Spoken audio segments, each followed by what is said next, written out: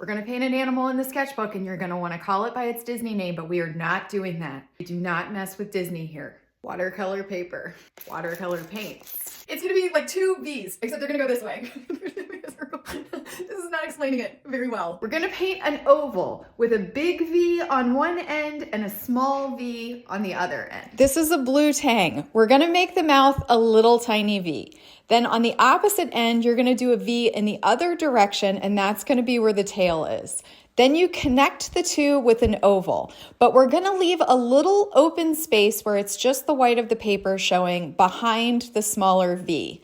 That's gonna be the side fin. You gotta keep in mind, the side fin, it moves all directions. So it does not matter what shape you make that little white open space. Okay, let's do it again. So it's a small V and then a bigger V going in the opposite direction, and then connect those with an oval, leaving a little space in the middle by the smaller V. That's that little fin. Let it dry.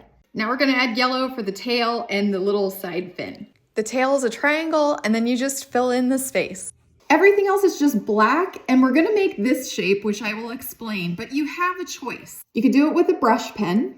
You could do it with a paintbrush just dipped in black paint, or you could use a water brush filled with ink. I like this because it lets me be expressive and it's a super saturated black. We are starting with the eyeball. It's just a circle, and then leave a little bit of space in there that's blank for the highlight. Then we're gonna draw out this ovally round shape that's gonna stay blue. So it's gonna go kind of in the middle of the fish. Then connect the top of the tail to the eye with one long black line. Then connect the bottom of the blue circle to the bottom of the tail, and fill in the extra space between the two lines back by the tail with black. Once you get to this point, it's really easy because you're just gonna outline the fish. Now you'll see that mine bled into the yellow a little. That's because it wasn't totally dry. You do wanna wait for it to dry so that doesn't happen.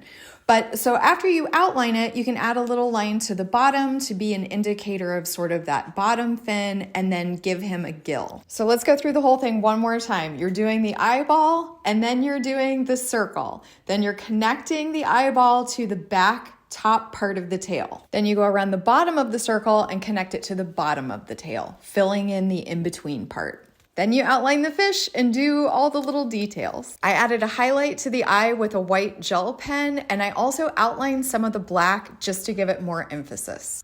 The key to this one is just to break it down into the steps. It is not hard to do. You just have to know how to do it. And I just told you.